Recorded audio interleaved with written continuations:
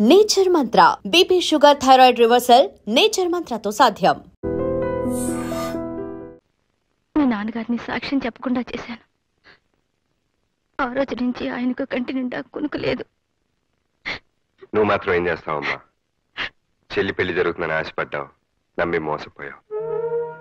నా కూతురు పెళ్లి కోసమే అయితే కోర్టులో నేను అలా సాక్ష్యం చెప్పి ఉండేవాడినే కాదు.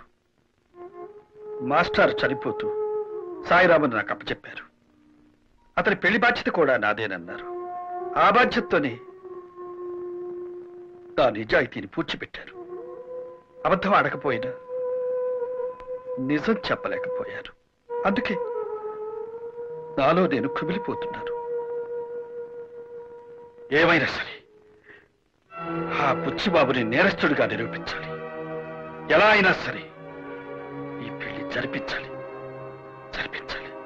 ఆ మద్దతు జరిగినప్పుడు మీరు తప్ప ఇంకెవరు లేరా నాన్నగారు? ఉన్నారు. ఏ ప్రయోజనం? వాళ్ళు వాడికి అనుకూలంగా చెప్తారు కానీ మన తరఫున ఎలా చెప్తారు? అసలు ఎవరెవరు ఉన్నారు? డ్రైవరు, వాచ్మన్, కొడుకు ఉన్నారు.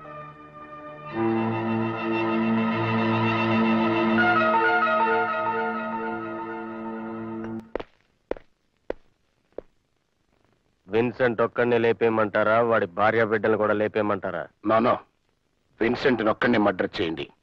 వాడే నేను మర్డర్ చేయడం చూసిన సాక్షి. All right, all right. ఏమండి, తొందరగా తలపేసేయండి.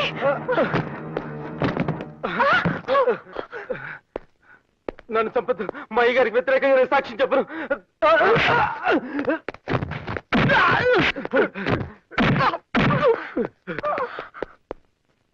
నీకేం భయం లేదు విన్సెంట్? ఆ బుచ్చిబాబు గారు నన్ను బతకనివ్వరు. తెలుసు, అందుకే నేను కాపాడడానికి వచ్చాను. ఇంతకీ మీరు? జడ్జి రామ్మోహన్ రావు గారు అబ్బాయిని. విన్సెంట్, మాస్టర్ని చంపేసి యాక్సిడెంట్ అని పోస్ట్మార్టం రిపోర్ట్ క్రియేట్ చేశారు. ఆయన ఎలా చనిపోయారో నీకు తెలుసు. నువ్వు కనుక సాక్ష్యం చెప్తే. బాబు, సాక్ష్యం చెప్తే బుచ్చిబాబు గారు నన్ను చంపేస్తారు బాబు. సాక్ష్యం చెప్తావన్న డౌట్తోనే బుచ్చిబాబు నేను చంపాలని చూశాడు. నువ్వు గనక సాక్ష్యం చెప్తే నేను నీకు ఏ హాని జరగకుండా చూసుకుంటాను. బాబు, మీరు చెప్పినట్టు నేను చేస్తే నా భార్య బిడ్డలు అనాథలైపోతారు బాబు.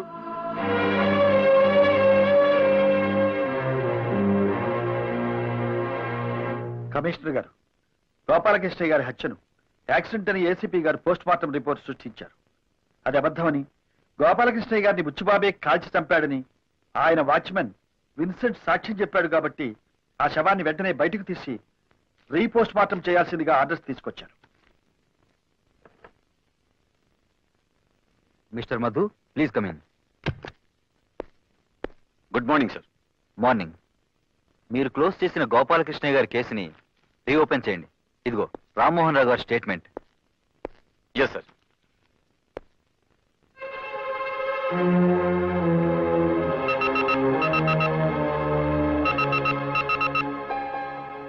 ఎస్, గోపాలకృష్ణ గారి బాడీని రీపోస్ట్ మార్టం చేయించమని కోర్టు నుంచి ఆర్డర్స్తో వచ్చారు మా నాన్నగారు. అదే యాక్సిడెంట్ కాదు, మీరే షూట్ చేసి చంపారని మీ వాచ్మెన్ విన్సెంట్ సాక్ష్యం ఇచ్చాడు. All right.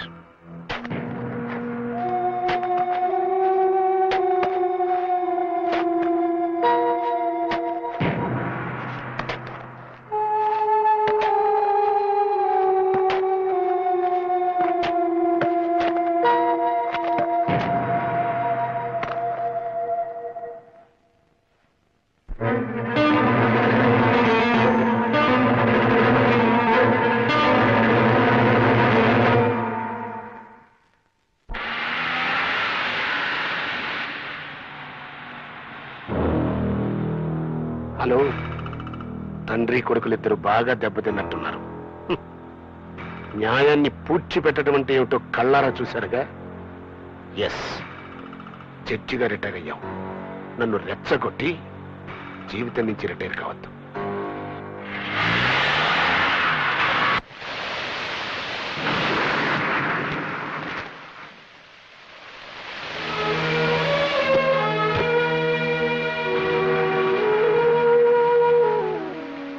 ఏమిటి బాబు వర్షం వచ్చావు? నిన్ను నానమ్మని చూడాలనిపించింది. ట్యూషన్ నుంచి ఇటే వచ్చేసాను. అమ్మ ఇక్కడికి వస్తానంటే కొడుతుంది తాతయ్య. చక్రి, నువ్వు ఇలా చెప్పా పెట్టకుండా వస్తే మీ అమ్మా నాన్న కంగారు పడరు? పడితే పండి, నేను అక్కడికి వెళ్ళను, ఇక్కడే ఉంటాను. నేను అక్కడికి వెళ్తే నన్ను కొడతారు తాతయ్య. కొట్టినా తిట్టినా అమ్మా నాన్నల్ని విడిచిపెట్టి రాకూడదు బాబు. బిడ్డ దూరం అయితే తండ్రి ఎంత బాధపడతాడో నీకు తెలియదురా. హలో సుబ్బారావు గారా, నేను ఏసీపీ మధురు మాట్లాడుతున్నానండి. ఏం లేదండి, మా అబ్బాయి ఇంకా స్కూల్ నుంచి ఇంటికి రాలేదు, మీ వాడికి తెలిసేమోనని. ఒక్కసారి ఇవ్వండి. బాబు, మా చక్రి ఎక్కడికి వెళ్ళాడో నీకేమైనా తెలుసా? తెలీదా? ఏమండి,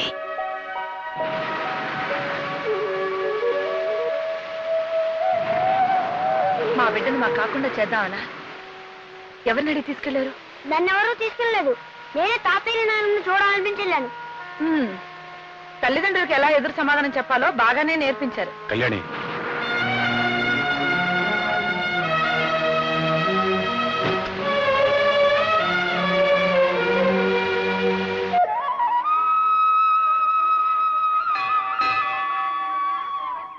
రవి, అమ్మా అది గుడి దర్శనం. రాత్రి కాళికాదేవి కల్లోకి వచ్చి దర్శనం చేసుకో అని ఒకటే. ఓహో, కాళికాదేవి వెంకటేశ్వర స్వామి గుడికొచ్చి దర్శనం ఇస్తానందా? అదే కాళికాదేవిని విన్నావా? కాదు, అలువేలు మంగాదేవి కల్లోకి వచ్చింది.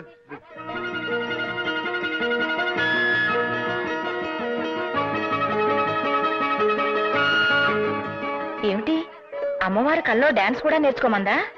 చెప్పే ఉంటుంది. ఎదుట్లో ఉన్నాను కదా, డైలాగ్స్ మర్చిపోయాను. ఏమే రాణి, స్వామివారి దర్శనానికి వచ్చావా? అవునమ్మ గారు. రాత్రి స్వామివారి కల్లోకి వచ్చి నా దర్శనం చేసుకో అని నీకు కూడా చెప్పారా? అబ్బా, నిజం గారు. అవును, నా కల్లోకి వచ్చినట్టు మీకెలా తెలిసింది? మీరిద్దరూ ఇలా కలుస్తారని నాకు కలొచ్చిందిలే. అబ్బే, అది కదమ్మా, నేను పొర్లు దండాలు పెడతానని మొక్కుకున్నాను, అందుకొచ్చాను. అంతేనమ్మ గారు. నేను అంగ ప్రదక్షిణాలు చేస్తానని మొక్కున్నానమ్మా. నేను మొక్కుకున్నాను. నా కొడుకు రవి, కోడలు రాణి కలిసి నాకు పండంటి మనవణ్ణిస్తే వాణ్ణి ఆడించుకుంటూ ఇక్కడే కూర్చుంటాను అని. అమ్మగారు, నేను నిజంగా దేవుడి దర్శనానికి వచ్చానండి. మీ అబ్బాయి గారు ఎక్కడా, నేనెక్కడా? నా మాట నమ్మండి. మాట్లాడరే అమ్మగారు. అమ్మగారు అని పిలిస్తే నేను పలకను. మరేమని పిలవమంటారండి? అత్తగారు అని పిలు.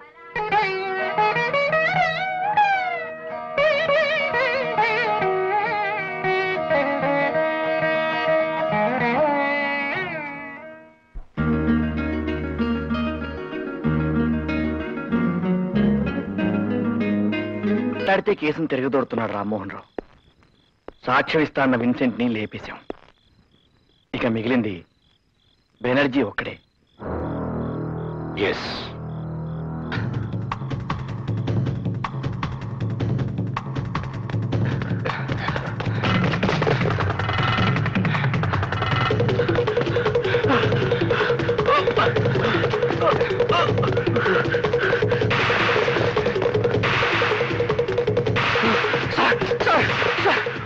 వాడు చంపాలని చూస్తున్నారు సార్.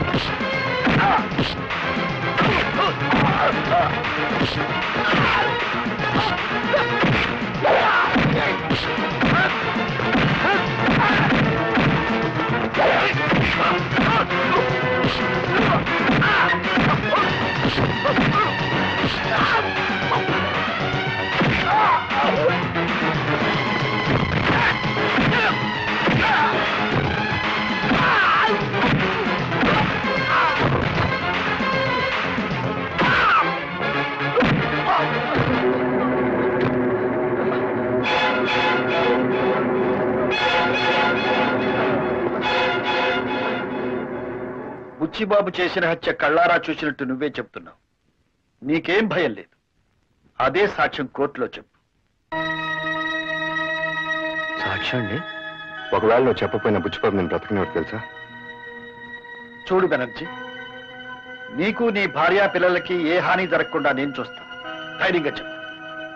నేను సాక్ష్యం చెప్తే ఆయన తప్పకుండా శిక్ష పడుద్దండి.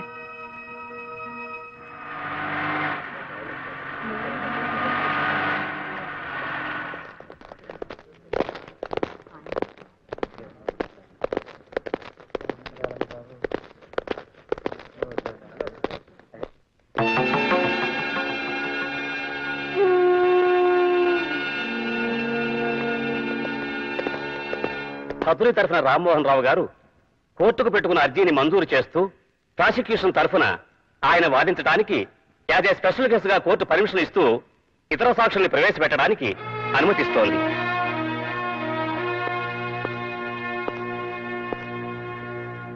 నీ పేరేమిటి? బెనర్జీ అండి. నువ్వేం చేస్తుంటావు? బుచ్చిబాబు గారి ఇంట్లో డ్రైవర్ అండి. విన్సెంట్ అనే అతను నీకు తెలుసా? తెలుసండి. చివరిసారిగా నువ్వు అతన్ని ఎప్పుడు చూశావు? కిందటి శనివారం రాత్రి అండి. ఆ రోజు రాత్రి విన్సెంట్ హత్యని కళ్ళారా చూసిన నువ్వు ఆ హత్య ఎలా జరిగింది, ఎవరు చేశారు, కోర్టు వారికి చెప్పు. ఏంటండి? విన్సెంట్ హత్య? చచ్చిపోయాడండి? ఏమిటి నువ్వు చెప్పేది? విన్సెంట్ ని బుచ్చిబాబు చంపడం కళ్ళారా చూశానని పోలీస్ స్టేషన్ లో నువ్వు రిపోర్ట్ ఇచ్చావు, మర్చిపోయావా? మీ చిన్న అబ్బాయి గారు మీరు అలా చెప్పపోతే నా పెళ్ళాం బిడ్డలు ప్రాణాలతో ఉంటాను బెదిరించారు కదండి. సార్ మీరే నా పెళ్ళాం బిడ్డలు కాపాడాలి సార్. రామ్మోహన్ రావు గారు, అది కాదు your honour. Please cool down. జడ్జిగా మీకున్న పేరుని, మీ మీద కోర్టు వారికి ఉన్న గౌరవాన్ని దృష్టిలో పెట్టుకుని ఈ కేసు రీఓపెన్ చేయడం జరిగింది. కానీ మీరు అబద్ధ సాక్ష్యాలు సృష్టించడానికి ప్రయత్నించి తప్పు చేశారు.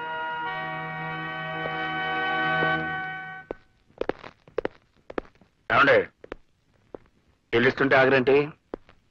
నా మాట విని ఈ కేసు విత్డ్రా అయిపోండి. ఎస్, నేనేమి హంతకుని కాదండి. నోనో, మీరే పట్టు విడవని విక్రమార్కుల్లాగా నా మీద పగబట్టారు. ఈ కేసును తారుమారు చేయాలని మా డ్రైవర్ని మీ మీదకు ఉసుకెళ్ళిపాను. ఎస్, నేనే.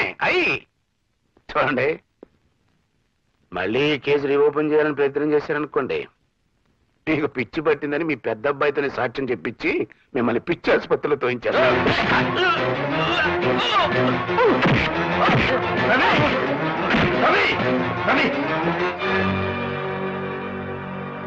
రవి, మనుషులు మృగాలతో గొడవ పడకూడదు. మృగాలను శిక్షించే పద్ధతి వేరే ఉంది. ఎస్,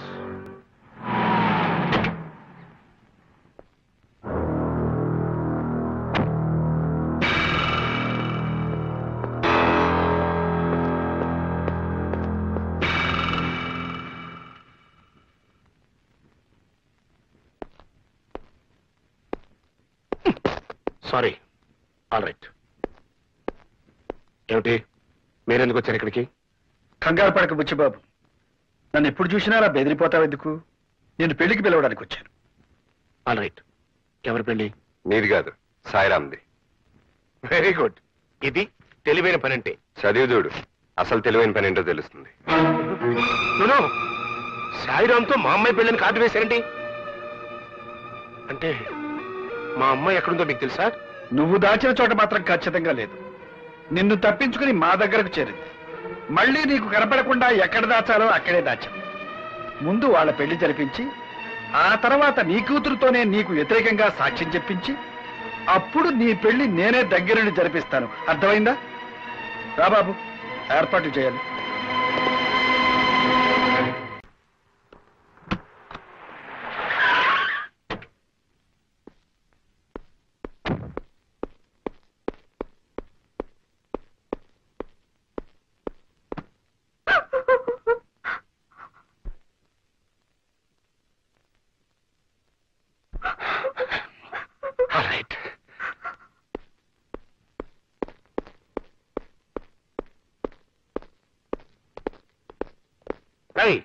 ఆ జడ్జి గారు ఏదో ప్లాన్ లో ఉన్నారా? స్వాతితో ఆ సాయిరాం పెళ్లిని శుభలేఖలు అచ్చేసి పంచుతున్నాడు. అమ్మాయి జాగ్రత్త. ఎదుగు బెనర్జీ, వాడు బతుకుంటే మనకి తలనొప్పి తప్పెట్టుగా లేదు. వాడిని తప్ప ఇంకొని పెళ్లి చేసుకుని ఉంటుంది ఆ కూతురు. ఎస్, హాస్పిటల్కి వెళ్ళి వాడిని చంపేసి. All right. Please daddy, Sairam చంపొద్దు డాడీ, ప్లీజ్ డాడీ. సాయిరామ్ అమ్మాయిని తీసుకెళ్ళి. ప్లీజ్ డాడీ, సాయిరామ్ చంపొద్దు డాడీ, సాయిరామ్ చంపొద్దు.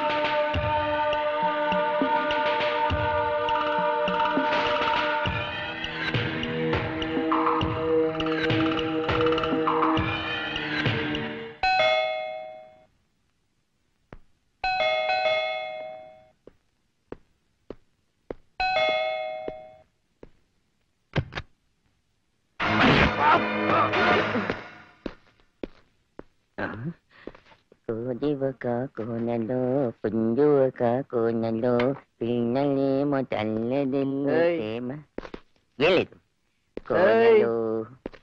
ఏంటమ్మా గడ్డంలో పేలవి పెంచుకోకూడదురా, ఎప్పటికప్పుడు చంపేలేలాగా.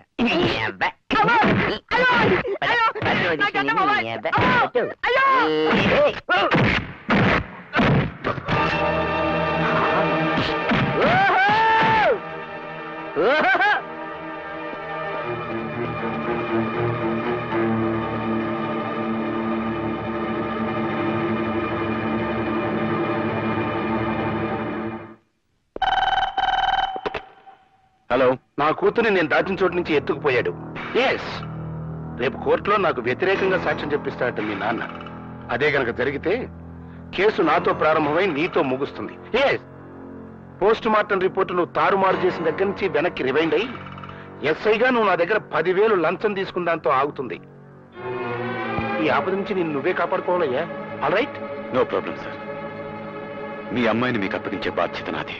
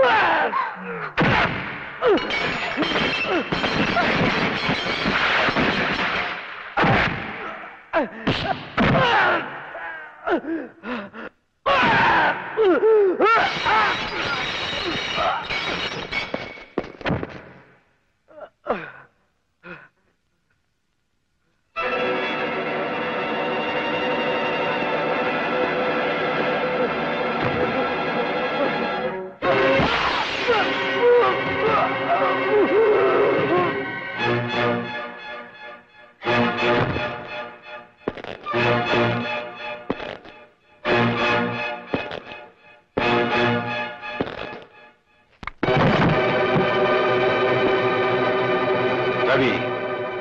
మర్యాదగా వాళ్ళిద్దరిని నాకు అప్పగించు. అప్పగించను. నీకే చెప్పేది. నాకేం చెప్పక్కర్లా, కోర్టులో చూసుకుందాం. ఏంట్రా కోర్టులో చూసుకునేది?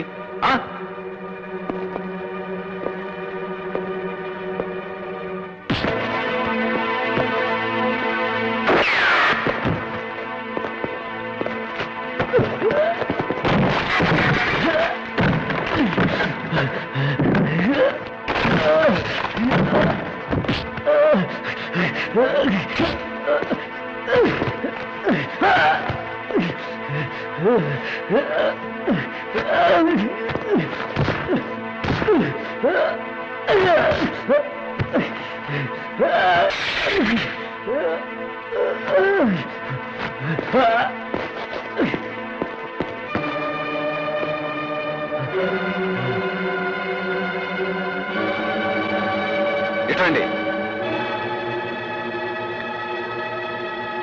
మిమ్మల్ని? నేను బ్రతికుండగా వాళ్ళని తీసుకెళ్ళలేను. నిన్ను చంపి తీసుకెళ్ళమంటావా? చంపుతావా? చంపు, చంపు, దమ్మంటే చంపు.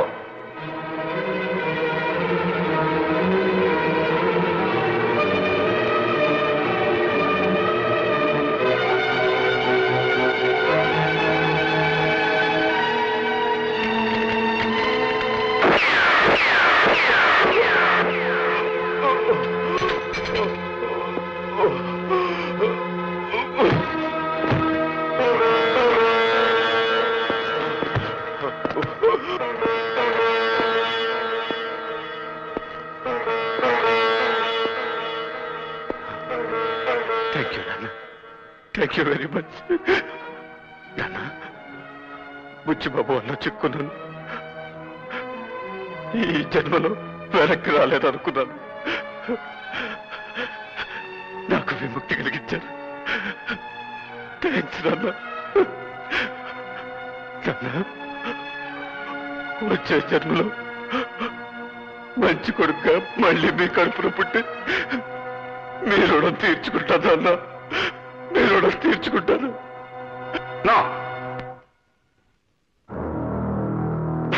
నాను, ఒక్క సాయిరామ్ గడి మర్డర్తో పోవాల్సింది ఎన్ని మర్డర్లు చేయాల్సి వస్తుందో. ఆల్ రైట్, ఏం చేస్తాం? నా పరువు కాపాడుకోవడం కోసం ఎన్ని మర్డర్లైనా చేస్తాను. బుచ్చిబాబు,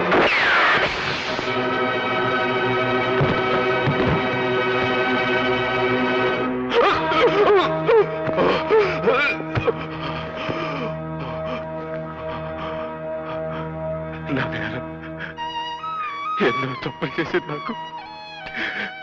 చివరి క్షణంలో ఈ మంచి పని చేశానన్న తృప్తి మిగిలింది. నాకది మధు, మధు,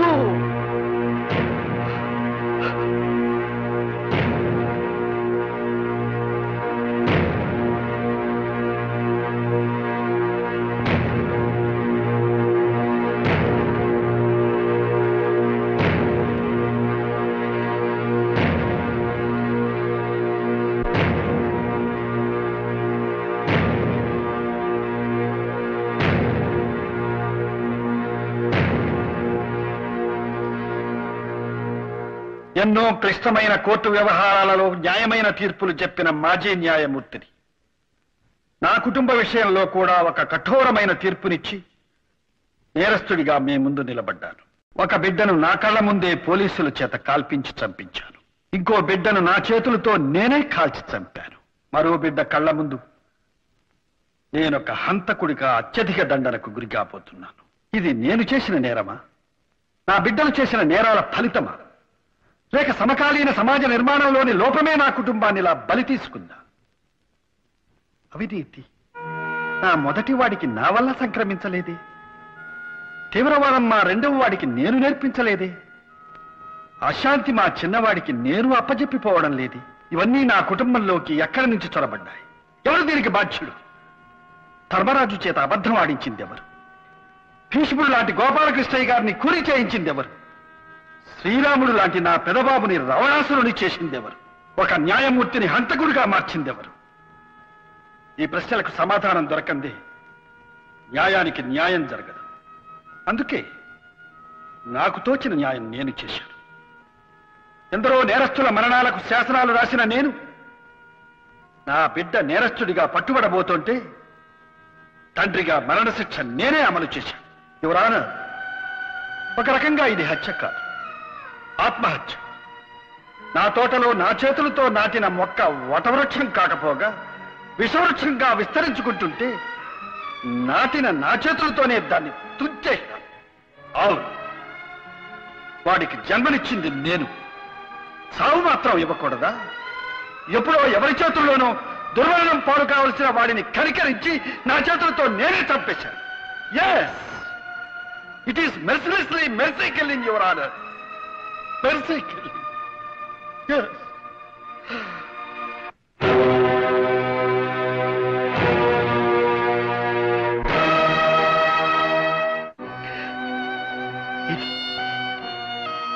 ఏ పుస్తకాలలోనూ ఉండకూడని తీర్పు, ఏ తండ్రి ఇవ్వకూడని తీర్పు, ఈ తండ్రికి పుత్రశోకాన్ని మాత్రమే మిగిల్చిన తీర్పు.